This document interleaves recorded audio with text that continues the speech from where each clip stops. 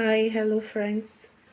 So, before you say I do, it's important for you to know that marriage is about partnership.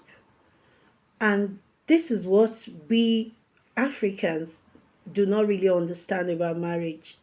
Marriage is not a competition. You're not coming into someone's life to become a competitor. Rather, marriage should be that of partnership. Partnership because both of you wants to achieve the same goal. You're aiming towards the same direction. You're aiming towards the same vision. And the aim of the marriage is for both of you what to succeed, for both of you to bring forth children that will glorify God, children that will be exceptional in life, in destiny, in general, for both of you to have a home that will be emulated by others, for both of you to have a home that can also turn people to Christ. But rather, what do we have now in our generation? We have spouses that are competitive. We have husbands that, don't want their wife to thrive. They don't want their wife to become anything. And as a result, they do all they can to subjugate that woman, to make that woman, dependent entirely on them. And whenever this woman is trying to make headway, whenever she's trying to make progress, they have every, opportunity to want to distort that vision from coming alive, from becoming. Now, the Bible says something. It said, can two walk together except they agree? We're wondering why there are so many broken homes. Why so many divorces? Can two work together except they agree? The only way we're going to change this narrative of having divorces here and there, first, people need to start changing their orientation, their mindsets. Men, you need to start changing your orientation and mindsets. Know that the woman coming into your life is coming into your life to add to you. And that's why you were single before. When she comes into your life, she conceives for you. And then she begins to what? Give birth. Now there is an addition. There is a multiplication. Not a division, not a subtraction. You were once single, you get married, now you're not a parent, you're not a father, you're not a mother. Now that is the addition that marriage brings to people. In that same addition is a place of partnership. Partnership begets growth. When you're able to partner with your spouse, you see there'll be progress in that union. There'll be progress in that marriage. But in a place where there is no partnership, rather there is competition, where the man wants to lord over the woman, he wants to become a patriarch, he wants to enforce an hegemony over a woman you married. You want to ensure that that woman doesn't progress, she doesn't become anything, so that at your beck and call, you can manipulate her, you can oppress her, you can subjugate her. Now tell me, how is such marriage going to work? Because you can only lord over that woman for a short period of time. By the time she realizes and knows that no, this is not how a union should be, this is not how a marriage should be, this is not love, this is oppression, this is subjugation. Hello, she's gonna wake up one day and she's gonna take a decision, because you did not marry that woman to make her a slave. When you got married to her, she was not a slave in her father's house. You knew that that woman, she had a vision, she had a prospect.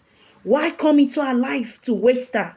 Why come into her life to subjugate her? Why come into her life to make her become less of herself, to make her become a shadow of herself? Now, this is a problem we have in our society. The reason homes are broken is because there is no agreement, there is no partnership. It's because one of the spouse in the marriage is being selfish and self-centered. And when you allow selfishness to overrule your home, then there's going to be problem. It's just only going to be for a time for the other person to realize that no, I'm being subjugated. When a woman desires to go back to school, she wants to go for a master's, you married her, she's a BSc holder, she's a graduate. Now she wants to further her education, and all you could do is to ensure that she doesn't. All you do is to make everything impossible for that dream of hers to come to pass. She wants to venture into business, you say no. Or you keep procrastinating, keep promising her, don't worry, I'll set you up for a business. Don't worry, I'll pay for the shop. Year in, year out, nothing happens. And now you are very deliberate. You as a man, you know what you're doing. You're trying to buy time. And this woman doesn't understand because women, we are not wired, like that. We are wired to believe. A woman wants a man that can actually lead her. A woman desires a man that has direction, that has vision. And so when you're telling her, don't worry, I'm going to do that for you, she believes in you. Until when she realizes that, oh, this man doesn't have any plans for me. It's just but buying time. Then she turns around. And when she turns around, then you now say that, oh, she's disrespectful. You say that, oh, my wife doesn't respect me. She doesn't obey me. How will she obey a man that wants to destroy her destiny? How do you expect her to obey a man that doesn't have anything good for her in future in that marriage?